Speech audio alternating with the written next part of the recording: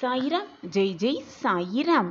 என் அன்பு குழந்தா, அடுத்த நொடி மீது அதீத எதிர்பார்ப்புகளை வைத்துக் கொள்ளாதே. இந்த நொடியை ரசித்து அனுபவித்து இன்பமாக வாழ கற்றுக்கொள். உன் வாழ்வு இன்பமயமாகவே இருக்கும், எப்பொழுதும், எல்லா நாளும், எல்லா நொடியும். குழந்தையே, ஒன்றை நன்றாக புரிந்து கொள். அன்பு அனைத்தையுமே அழகாக காட்டும். நம்பிக்கையோடு இருந்து பார். உன் நம்பிக்கை அனைத்தையும் நல்லதாகவே காட்டும். உழைத்து கொண்டே இரு. உன்னுடைய உழைப்பு அனைத்தையும் உயர்வாகவே காட்டும். இயற்கையை ரசித்துப் பார். இந்த பிரபஞ்சமே உனக்கு இறைவனாக காட்டும். வாழ்க்கை அனைத்தையும் வாய்ப்பாகவே காட்டும். உனக்கு கிடைத்திருக்கும் இந்த பொக்கிஷமான வாய்ப்பு என்னும் வாழ்க்கையை நம்பிக்கையோடும் தன்னம்பிக்கையோடும் விடாமுயற்சியோடும் ஓடிக்கொண்டே இரு. மிக சுலபமாக உன் இலக்கை நீ அடையலாம். நீ செல்லும் பாதையில் முட்கள் இருந்தால் அதை மலர்பாதையாக மாற்றும் வேலையை உன் சாயப்பா கையில் எடுத்து கொண்டிருக்கும் பொழுது வீணாக எதற்குமே பயப்படாதே. உனக்கு கிடைத்திருக்கும் இந்த பொக்கிஷமான வாய்ப்பை தவற விட்டு விடாதே. நம்பிக்கையோடு செயல்படு. அனைத்தும் உனக்கு நல்லதாகவே நடக்கும். நிரந்தர நன்மையாகவே இருக்கும். எப்பொழுதுமே மற்றவர்கள் உன்னை நல்லவன், உன்னை போல் உலகத்தில் யாருமே இல்லை என்று போற்ற வேண்டும், பாராட்ட வேண்டும் என்பதற்காக மற்றவர்களுக்கு நல்லது செய்யாதே. உன் மனதிற்கு எது சரி என்று படுகிறதோ, உன் மனதிற்கு எது தவறு இல்லை என்று படுகிறதோ அதை தீர்க்கமாக செய். தீர்க்கமான முடிவோடே செய். மற்றவர்களுக்காக எப்பொழுதும் வாழ நினைக்காதே. வாழ்க்கை உனக்கு கிடைத்திருக்கும் இந்த வாழ்க்கை என்றாவது உனக்கு பிடித்த மாதிரி மாறும் என்பது வெறும் நம்பிக்கைதான். ஆனால் அந்த வெறும் நம்பிக்கைக்கு கொஞ்சம் உழைப்பையும் விடாமுயற்சியையும் நம்பிக்கையையும் சேர்த்தால் வெற்றி நிச்சயமாக நீ பெறலாம். என் குழந்தையே, உன் கனவுகளெல்லாம் நிஜமாகும் நேரம் வந்துவிட்டது. உன் ஆசைகளெல்லாம் நிறைவேறும் நேரமெல்லாம் கூடி வந்துவிட்டது. உன்னுடைய வேதனைகளெல்லாம் தீரும் நாளும் நெருங்கி வந்துவிட்டது. நீ என்னிடம் பிரார்த்தனையாக வைத்த அனைத்தும் நிறைவேறும் நேரமும் கூடி வந்திருக்கிறது. இப்படி எல்லா நேரமும் உனக்காக கூடி வந்திருக்கும் இந்த நல்ல நேரத்தில் நீ நிச்சயமாக தன்னம்பிக்கையோடும் தைரியமாகவும் நம்பிக்கையாகவும் இருந்து பார். உனக்கு வெற்றி நிச்சயம்.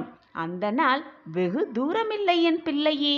எப்பொழுதுமே பிறந்து விட்டோமே என்று உன் வாழ்க்கையை வாழாதே.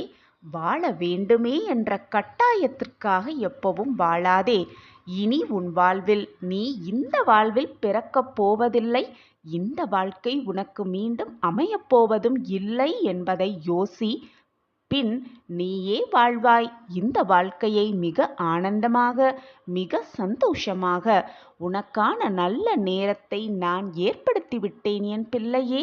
உனக்கான நல்ல வாழ்க்கையும் உனக்கு காத்து கொண்டிருக்கிறது. என்னுடைய பரிபூரண ஆசிர்வாதத்தோடு உனக்கு கிடைத்திருக்கும் இந்த நல்ல வாழ்க்கையை மகிழ்ச்சியோடு இரு. சந்தோஷமான வாழ்க்கையாக வாழு. நான் இருக்கிறேன் உனக்கு பக்கபலமாக, துணையாக. என் தங்கமே, நல்லதோ கெட்டதோ நகர்ந்து கொண்டே இரு. எப்பொழுதும் எந்த இடத்திலும் தேங்கி நிற்காதே. இன்பம் வந்தால் ரசித்து கொண்டே நகர்ந்து கொண்டே இரு. துன்பம் வந்தால் சகித்துக்கொள் அல்லது தவிர்த்து விட்டு நகர்ந்து கொண்டே இரு. குழந்தையே, உன்னை சுற்றி இருப்பவர்களையும் உன் உறவுக்காரர்களையும் உன்னை நம்புபவர்களையும் எப்பொழுதுமே நல்லவர்கள் என்று நினைப்பது நீ தவறு இல்லை குழந்தையே. எல்லோரும் நல்லவர்களாகவே இருப்பார்கள். ஆனால் எல்லா நேரமும் அவர்கள் நல்லவர்களாகவே இருப்பார்கள் என்று நீ நினைப்பது மிக மிக தவறு என் குழந்தையே. மற்றவர்களிடம் பழகும் பொழுது நன்றாக சிந்தித்து அவர்கள் நல்லவர்களா தீயவர்களா அல்லது உன் வாழ்க்கையை வீழ்த்ததான் இப்படி நல்லவர்களாக நடித்து கொண்டிருக்கிறார்களா என்பதை ஆராய்ந்து பின் அவர்களோடு பழக்கம் வைத்துக்கொள். ஏனென்றால் உன்னை சுற்றி இருப்பவர்கள் எல்லாம் உன்னை போல் நல்லவர்களாகவே, நல்ல எண்ணம் படைத்தவர்களாகவே இருக்க வேண்டும் என்ற அவசியமில்லை குழந்தையே. நீ உன்னுடைய நல்ல எண்ணம் போல் மற்றவர்கள் இருப்பார்கள் என்று நீ அறியவும் மாட்டாய். உன்னை போல் மற்றவர்களையும் ஒப்பிட்டு பார்க்காதே. அவரவர் வாழ்க்கையில் அவரவர் குணாதிசயங்கள் வேறு விதமாக இருக்கும். அவரவர் செய்த பாவ புண்ணியத்தின்படி அவரவர் வாழ்க்கையில் இன்பத் துன்பங்களை ஒவ்வொருவரும் அனுபவித்துதான் ஆக வேண்டும். கர்மாவிலிருந்து யாருமே தவிர்க்கவே முடியாது, யாரும் விலகி செல்லவும் முடியாது. என் குழந்தையே, உனக்கு பிரச்சனைகள் வந்தால் பிரச்சனைகளை சொல்லி வாழ்வது வாழ்க்கையல்ல குழந்தையே. இதெல்லாம் ஒரு பிரச்சனையா? என் வாழ்க்கையில் இதுவெல்லாம் ஒரு பிரச்சனையா? இந்த பிரச்சனையிலிருந்து வெளிவர என் சாயப்பா எனக்கு உதவுவார். இந்த பிரச்சனையிலிருந்து நான் வெகு சுலபமாக வெளியே வந்து விடுவேன். அதற்கு துணையாக என் அப்பா இருப்பார் என்று நம்பிக்கை வார்த்தைகள், நல்ல நல்ல எண்ணங்களை உன் மனதில் சொல்லிக்கொண்டே இரு. உன் எண்ணம் போல், உன் சொற்கள் போல், உன் செயல்கள் போல் எல்லாமே உனக்கு நன்மையாகவே முடியும். நீ நினைத்தது போல் எல்லாமே உனக்கு சாதகமாக முடியும். நீ எதிர்பார்த்ததை விட இரட்டிப்பு மகிழ்ச்சி உன் வாழ்க்கையில் வரும். அதற்கு உன் சாய் அப்பாதான் சாட்சி. என் வார்த்தைகளின் மீது நம்பிக்கை வை. அப்பாவின் வாக்கு என்றுமே பொய்யாகாது குழந்தையே. என்னை நம்பியவர்களை நான் வெறும் கையோடு அனுப்பியதாக ஆதாரமே இல்லை. எல்லாம் மாறும். ஒரு நாள் நிச்சயமாக உன் வாழ்க்கையும் மாறும். மாற்றம் ஒன்றே மாறாதது. உனக்கான வாழ்க்கை, நீ பிடித்த மாதிரி வாழ்வதற்கான வாழ்க்கையை கூடிய விரைவில் நான் உன்னிடம் வந்து சேர்ப்பேன். உன் வாழ்க்கையை பிரகாசிக்க செய்யவே உன் சாயப்பாவின் பொறுப்பு. அந்த பொறுப்பை நான் ஏற்றுக்கொண்டிருக்கும் பொழுது வீணாக உன் மனதை போட்டு குழப்பிக்கொள்ளாதே, வேதனைப்படாதே. உனக்காக செயலாற்ற உன் அப்பா காத்து கொண்டிருக்கிறேன். வரங்களையும் ஆசிர்வாதத்தையும் அள்ளி அள்ளித்தர உன் சாயப்பா காத்து கொண்டிருக்கிறேன் என்பதை மறந்து விடாதே. நீ ஒவ்வொரு நிலையிலும் தடுமாறாமல் நிலைத்து நிற்க வேண்டுமென்றால், உணர்ச்சி வசப்படும் பொழுதும் கண்ணீரையும், கோபப்படும் பொழுது வார்த்தைகளையும் உதவிக்கு அழைக்காமல் இருந்தால் போதும். நிச்சயமாக தடுமாறாமல் நீ உன் வாழ்க்கையில் நிலைத்து நிற்பாய். எனவே எப்பொழுதும் தைரியமாக இரு. எது வந்தாலும் கலங்காதே. வானமே இடிந்து உன் தலையில் விழும் சூழ்நிலை வந்தாலும் கலங்கி போகாதே. உன் அப்பா உனக்கு துணையாக இருக்கேன் என்ற நம்பிக்கையை மட்டும் உன் மனதிற்குள் வைத்துக்கொள். யார் கிட்டையும் கோபப்படாதே. கோபம்தான் உன் வாழ்க்கைக்கு முதல் எதிரியாகவே மாறிவிடும். நம்பிக்கையோடு இரு. உன் அப்பா மேல் நம்பிக்கை இருக்கிறதல்லவா? பின் ஏன் கோபப்படுகிறாய், வருத்தப்படுகிறாய்? மனதை திடமாக வைத்துக்கொள். எது வந்தாலும் சாதித்து விடலாம். வாழ்க்கையை வெல்வதற்காகவே நாம் பிறத்திருக்கிறோம் என்ற நல்ல எண்ணங்களோடு இரு. நிச்சயமாக உன் வாழ்வில் பல நல்ல நல்ல மாற்றங்களையும் பல நல்ல நல்ல ஏற்றங்களையும் காண்பாய். இது உன் சாயப்பாவின் சத்திய வாக்கு. உன்னை யாராவது உதறி செல்கிறார்கள் என்றால் இறைவன் உன்னை மேலே தூக்க செல்கிறான் என்றுதான் அர்த்தம். நம்பிக்கையை இழந்து விடாதே. நம்பிக்கை ஒன்றுதான் உன் வாழ்க்கையின் தாரக மந்திரமும் கூட. உன் வாழ்க்கையில் எவ்வளவுதான் சோதனைகள் உன்னை தாக்கினாலும், எவ்வளவுதான் கஷ்டங்கள் உன்னை வாட்டினாலும் நீ நன்றாக இருப்பாய் குழந்தையே. நீ வேண்டியது எல்லாம் உனக்கு கிடைக்கும். இனி உன் வாழ்க்கையிலும் உன் மனதிலும் கவலை என்ற சொல்லிற்கு இடமே இருக்காது. கஷ்டம் தரும் நிகழ்வுகளையெல்லாம் தகர்த்திவிட்டு உன் வாழ்க்கையில் இருக்கும் கஷ்டங்களை எல்லாம் சுக்கு நூறாக தகர்த்திவிட்டு உன்னை உனக்கே புதியதாக தோன்ற வைப்பேன். நம்பிக்கையோடு என்னுடைய ஆலயம் வா. உன் சாயப்பா மீது அனைத மகிழ்ச்சியோடு அனைத நம்பிக்கையோடு என் காலடியில் வந்து உனக்கு வேண்டியது அனைத்தையும் பிரார்த்தனையாக வைத்துவிடு. நீ மகிழ்ச்சியாகவே உன் இல்லம் திரும்புவாய். குழந்தையே, ஒன்றை நன்றாக புரிந்து கொள். வீரமாக இருந்தால் அது உன்னை மட்டுமே காப்பாற்றும். அதே போல நீ தர்மம் செய்து கொண்டே இருந்தால் அந்த தர்மம் உன்னுடைய வம்சத்தையே காப்பாற்றும். நீ இதுநாள் வரை அழுதது எல்லாம் போதும் என் தங்கமே. இது உனக்காகவே பலிக்கப் போகும் வார்த்தைகள். இது வெறும் வார்த்தைகள் அல்ல குழந்தையே, உன் சாயப்பாவின் சத்திய வாக்கேதான். என்னை சர்வசாதாரணமாக நினைத்து விடாதே. உனக்கான மங்கள நிகழ்வு, உனக்கான சந்தோஷ செய்தி, உனக்கான இனிப்பான செய்தி காத்து கொண்டிருக்கிறது. நம்பிக்கையோடு இதை முழுவதுமாக கேள். இதை கேட்கும் நெடியே அதற்கான அறிகுறி உனக்கு தென்படும். உனக்கு ஏதாவது கஷ்டம் வரும் பொழுது அந்த கஷ்டத்தில் ஏற்கனவே அதை அனுபவித்தவர்களை நினைத்து பாருங்கள். இதே கஷ்டத்தை தானே மற்றவர்களும் அனுபவித்திருப்பார்கள் என்பதை முடிவு எடுத்துக்கொண்டு நாமும் அதை போலத்தான் இந்த கஷ்டத்தை அனுபவித்து கொண்டிருக்கிறோம் என்பதை புரிந்து கொள்.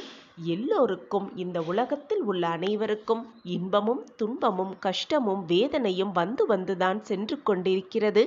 அவரவர் செய்த கர்ம வினைப்படிதான் எல்லாம் நிகழ்கிறது என்பதை புரிந்து கொள்.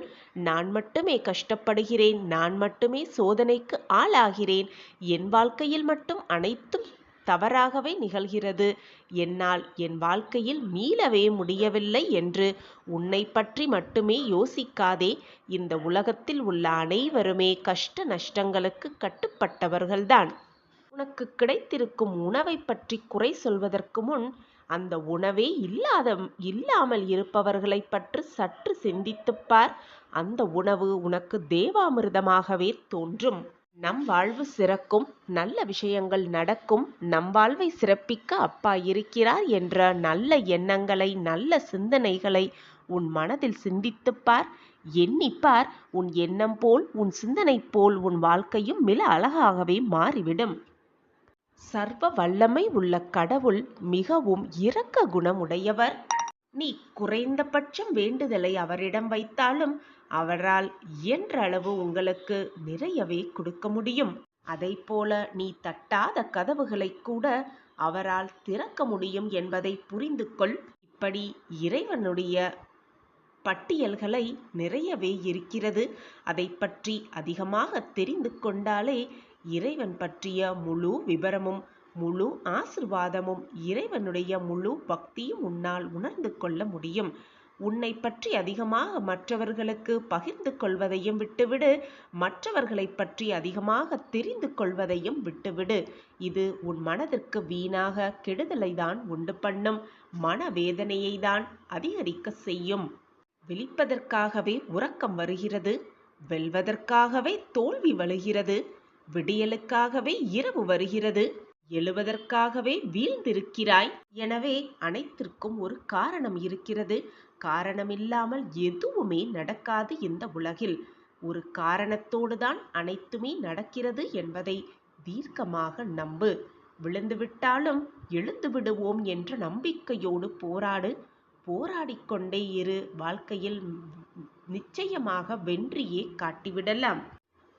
சாயப்பாவை நான் எப்பொழுதும் பார்த்ததே இல்லை என்று ஒரு பொழுதும் சொல்லாதே.